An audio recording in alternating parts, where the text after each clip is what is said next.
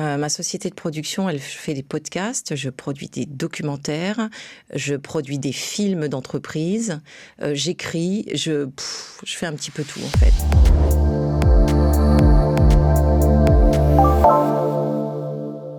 Bonjour à tous, bienvenue dans Chronique d'Experts, un podcast produit par Open Media, retrouvé sur toutes les plateformes comme Spotify, Amazon Podcast, Apple Podcast ou encore Deezer ou YouTube.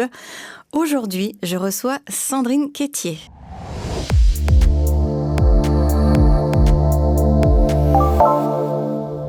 Sandrine, bonjour. Bonjour Karine. Comment ça va ? Ça va bien et toi ? On n'est pas bien installés ici ? Je suis heureuse de te retrouver ici. Ouais, ça fait plaisir. On est bien. Alors pour ceux qui vivraient sur une autre planète, on va rappeler qui tu es. Tu as été animatrice télé pendant 20 ans au moins, ce qui ne nous rajeunit pas, avant de tout plaquer. On peut dire comme ça. Ouais. En 2018, pour la musique notamment et le théâtre. Waouh ! J'ai envie de dire, quel a été le déclic ?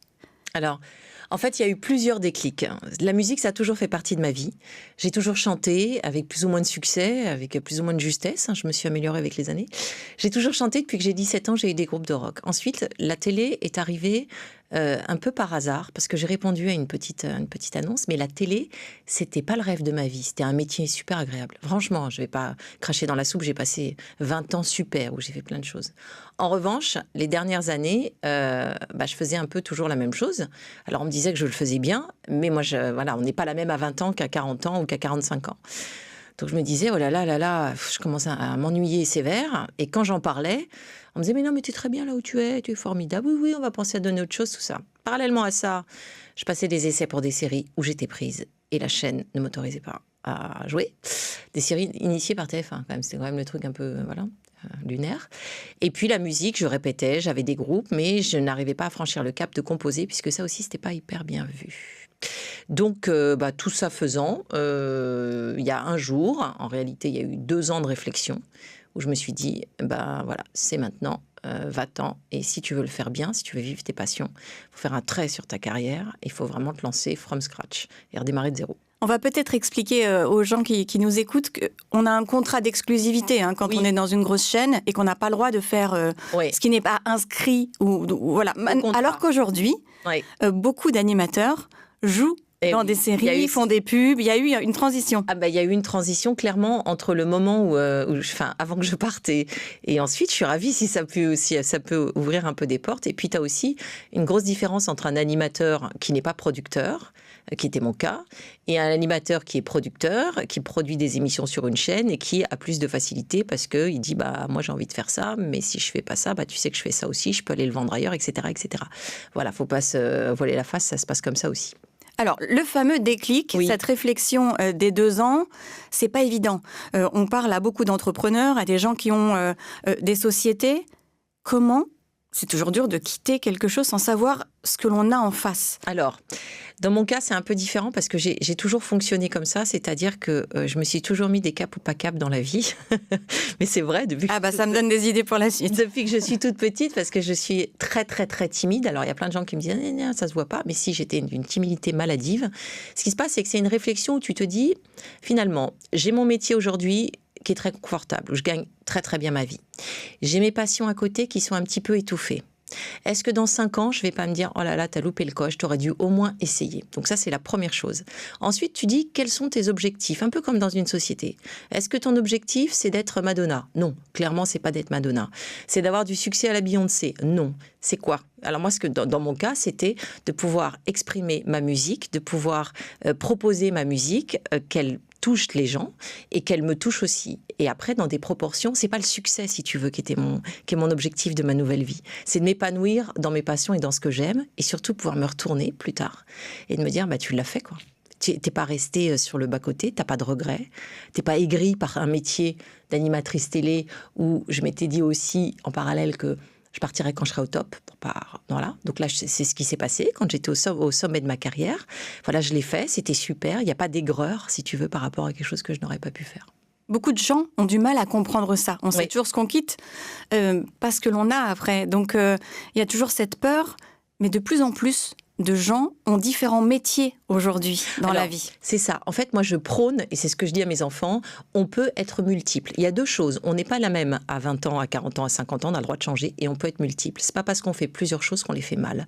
Donc, moi, je prône cette diversité, puisque dans mon cas, les activités se nourrissent les unes des autres. Par exemple, je fais du théâtre, qui est un exercice de scène aussi, d'apprentissage, qui a une résonance avec la musique aussi, même si ce sont deux activités différentes.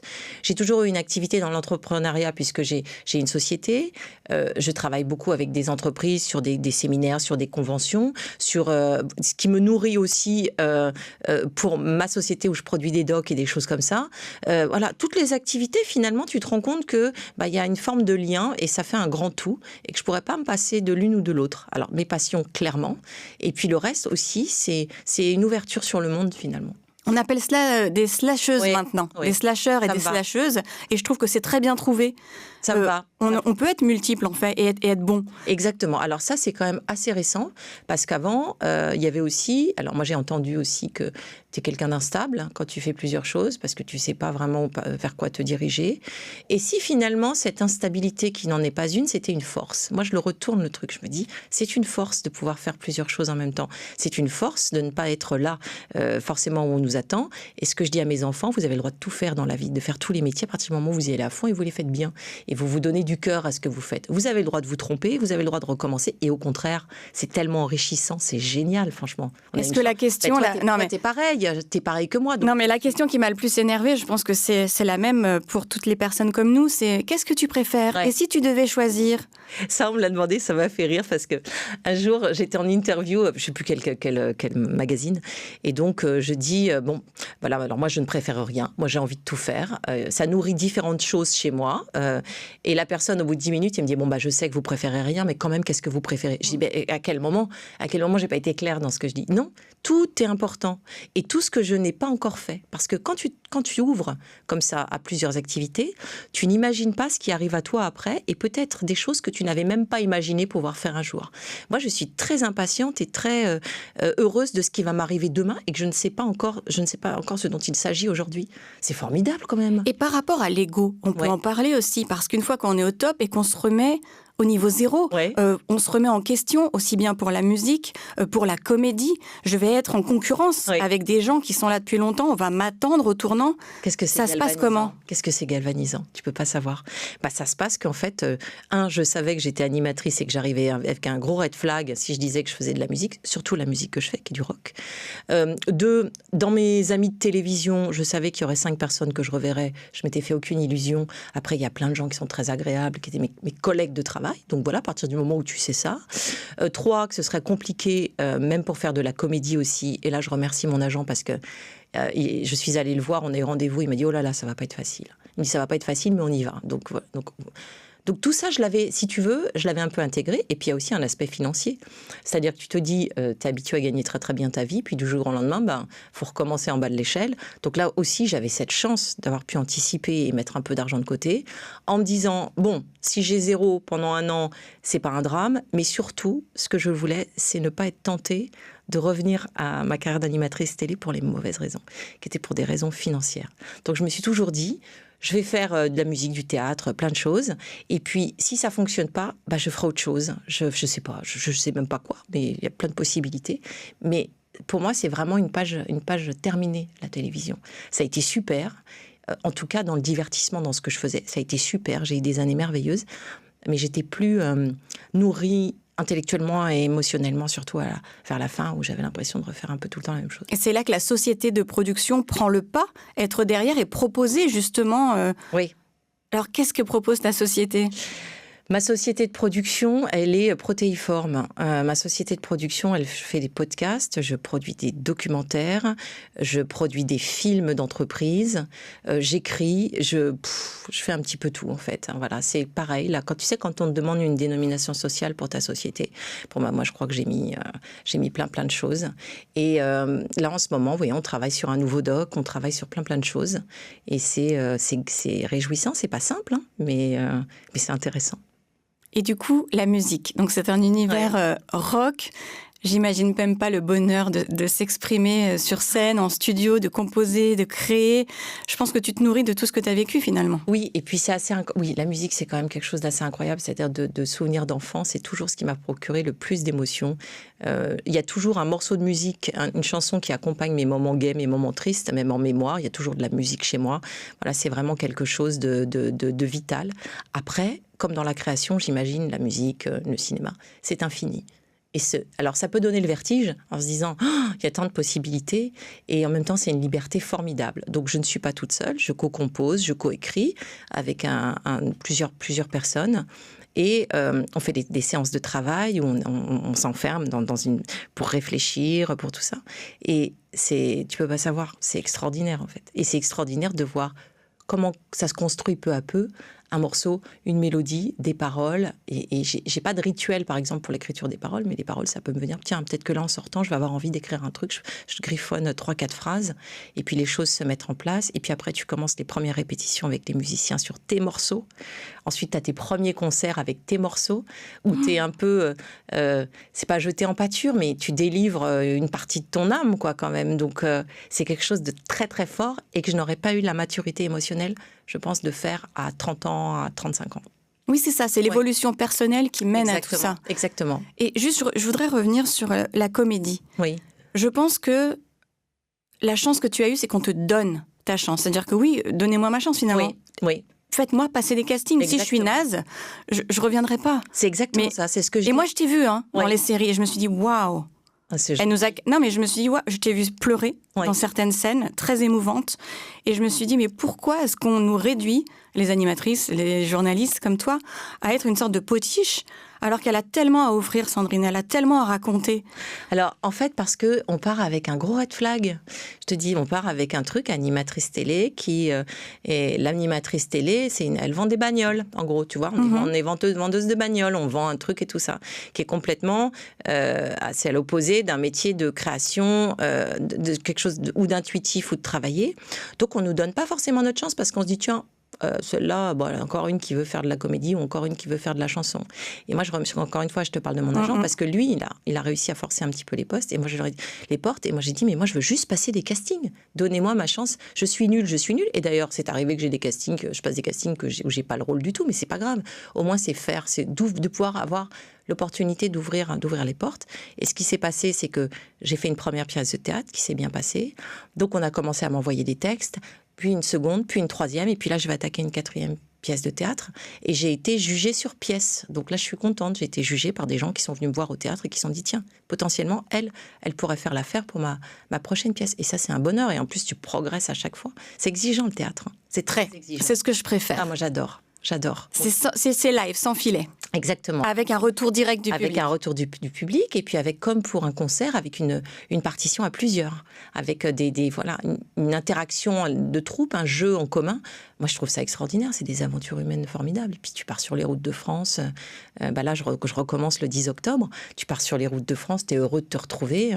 Je trouve que c'est une chance folle de pouvoir avoir des métiers comme les nôtres. C'est vraiment très, très, très enrichissant émotionnellement. Personnellement, on fait des belles rencontres. Non, moi, je vis ma meilleure vie, je te le dis. Quelle est ton actualité ?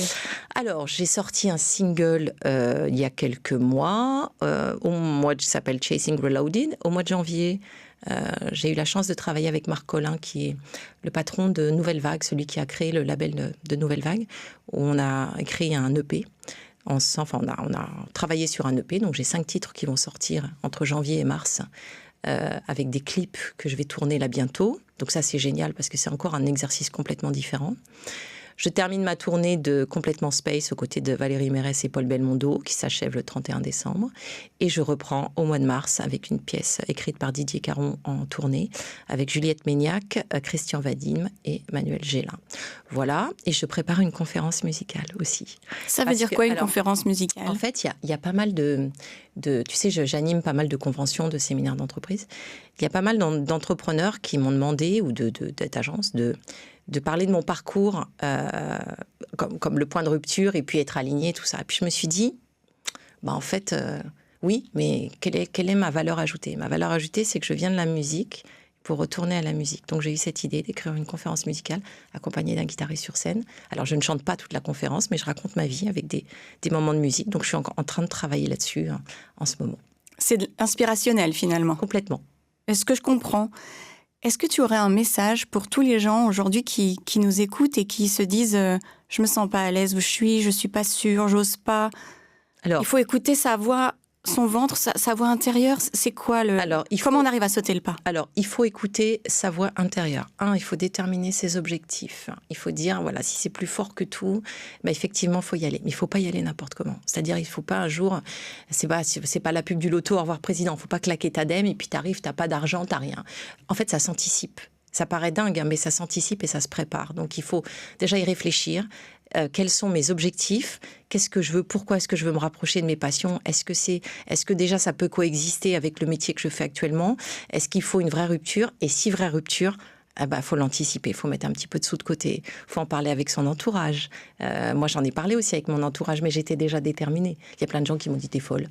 Ça, c'est leur propre peur, bien le sûr. problème. Ils m'ont dit « t'es complètement folle ». J'ai dit « ouais, peut-être. Peut-être que toi, pour toi, c'est de la folie, mais pour moi, c'est juste être dans ma vérité et dans l'instant de ce que je suis, de la personne que je suis aujourd'hui ». Donc, on anticipe, on détermine ses objectifs, on n'a pas peur de se planter, parce que l'échec, c'est quand même génial, ça permet de grandir. Et puis on y va. Comme une petite montagne que tu gravis jour après jour en priant l'univers pour avoir des coups de pouce de l'univers, justement. On finit en chanson ou pas ? Si tu veux. Allez. Qu'est-ce que tu veux que je te chante ? N'importe quoi, je prends. Don't look down 'cause you're walking on a wire. Don't look down 'cause you're walking on a wire. C'est tellement vrai, en plus. Ben oui. Et moi qui ai le vertige, ça me parle. Ouais, il faut pas marcher sur la corde raide alors. Sandrine, merci pour cette sincérité. Tu es vraiment quelqu'un de solaire, de bienveillant, d'intelligent, de gentil, de droit. Enfin, c'est un bonheur de travailler avec toi. Et je dis ça pour tous les gens qui auront la chance de t'avoir à leur côté prochainement. Mais t'es un amour. Écoute, j'ai passé un très très bon moment et je te retourne le compliment. Merci beaucoup et à très vite. Merci, à bientôt. Je vous dis à très vite pour une nouvelle émission de Chronique d'Experts.